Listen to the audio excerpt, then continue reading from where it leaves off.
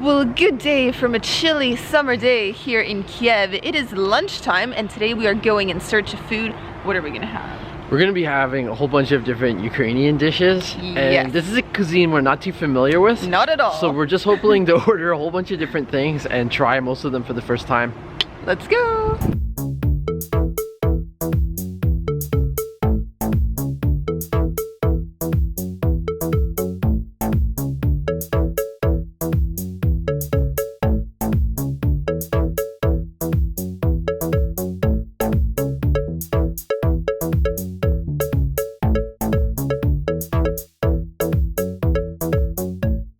Alright guys, so we've made it inside the restaurant. This place is called Katyusha and we were actually here yesterday and we ordered so much food and it was really good, so we decided to come back and show you guys what Ukrainian food is all about. So we've gone all out once again today and we've ordered like 4 different mains and dessert and drinks. Yeah. So yeah, this is going to be a fun little introduction to Ukrainian food for both us and you guys watching, because this is basically our first time, you know, getting acquainted with Ukrainian dishes, so should be tasty. Sam is loving the vibes. Yeah, this restaurant is so cool. It's like stuck in a time warp. I mean, it's got so many different retro things going on, from old TVs to old video game consoles, and just like the paintings, the wall hangings, and the different decorations in the restaurant. It's kind of a fabulous place, I have to say. Yeah, it kind of looks like the 70s, but with lots of antiques. Yes. Yeah, has a very 70s, 80s type of feel. Okay, so first up we are starting with borscht, which is a sour soup. This is one of the traditional dishes that you've got to try here in the Ukraine. Now, the original recipe calls for beetroot, but I think we've somehow managed to order the cabbage one, so it's lacking that distinct, like, purpley red color. This one's a bit more orange instead. Lots of shredded cabbage in there. It looks like we've got potatoes, a little bit of meat, some dill, which I've mixed in. So yeah, this is really tasty. I love soups, and sour stuff is great for me.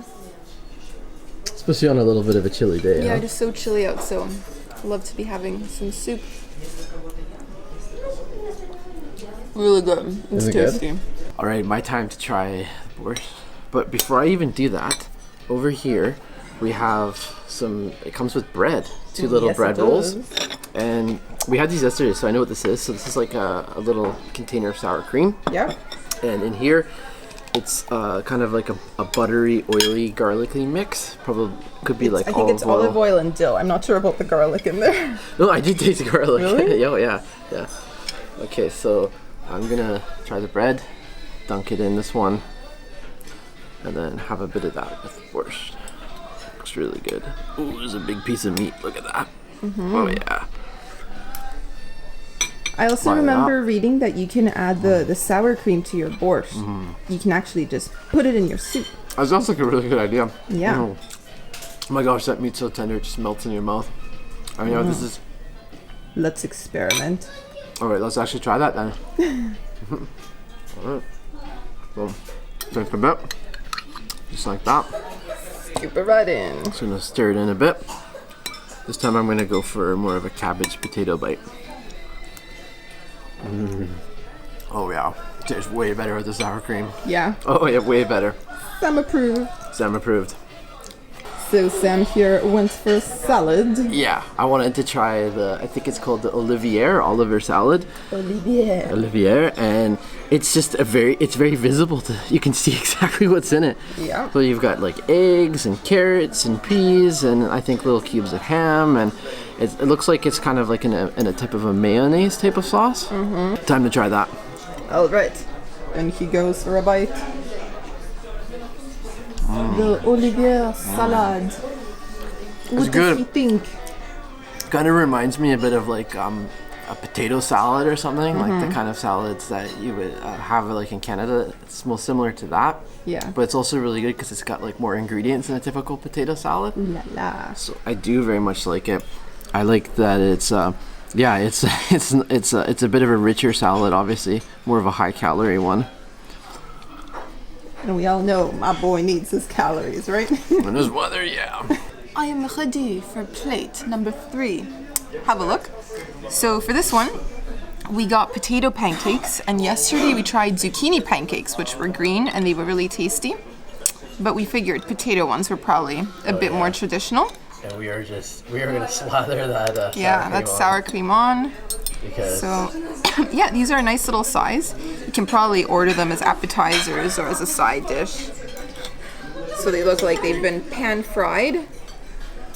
Yeah, and you can actually see if you look at the texture. I mean, I've kind of made a mess of it, but it's like shredded potato with like a battered dough. So it looks really good. You really have made a mess of it. It's quite nice. Messy Audrey. Nice on a cold day. If we could just melt some cheese all over this. Is it more crispy or mushy? I'd say it's more mushy. Yeah, it doesn't really have a crispy exterior like those Korean pancakes we used to have. This is definitely more mushy and oily. Good nonetheless. In he goes. In I go. Which will he prefer? The potato ones or the zucchini ones from yesterday? Good question. Oh wow, yeah, you can really see the potato. Yeah. The stringiness of it.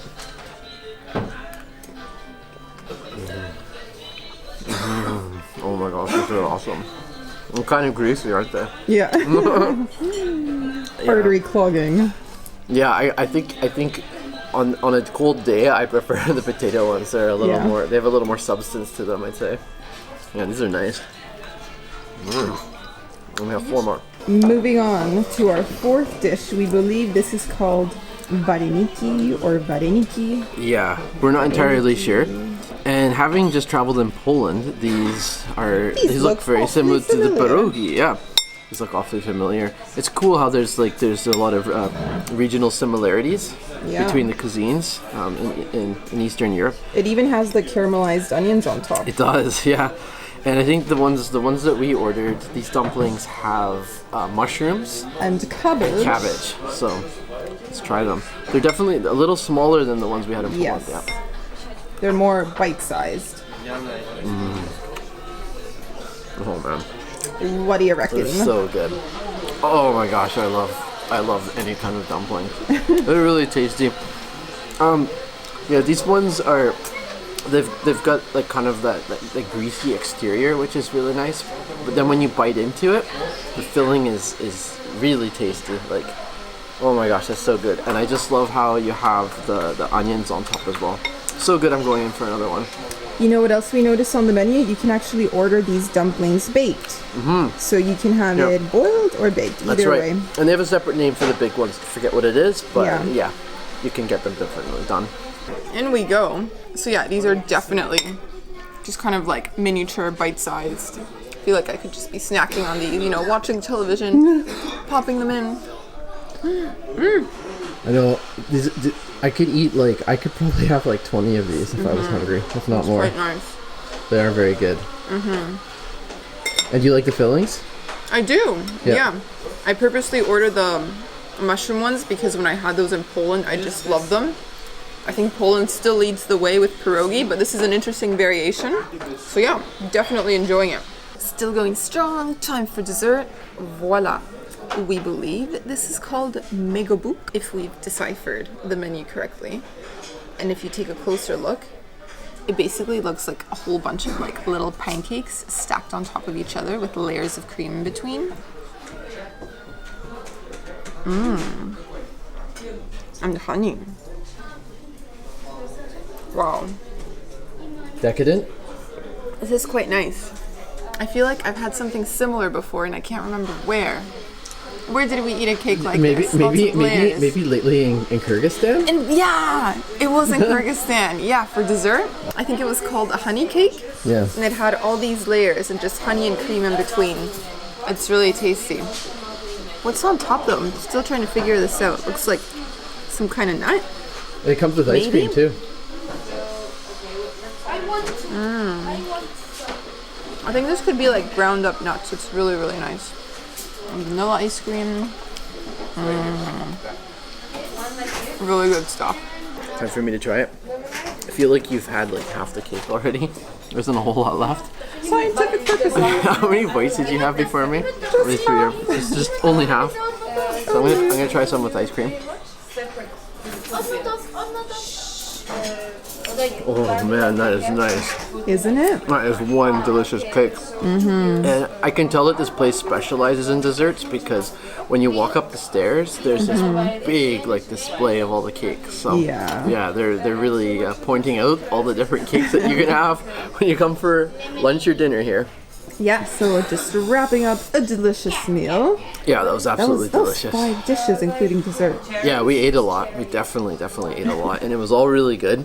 It's just like I'm glad that we ordered a whole bunch of different things. We tried to kind of order an eclectic mix, and I think that we accomplished that for sure. So the bill has arrived. It comes in this cute little bucket. So time to do the conversion. Assess the damage. Assess the damage. Going to my app, xe.com.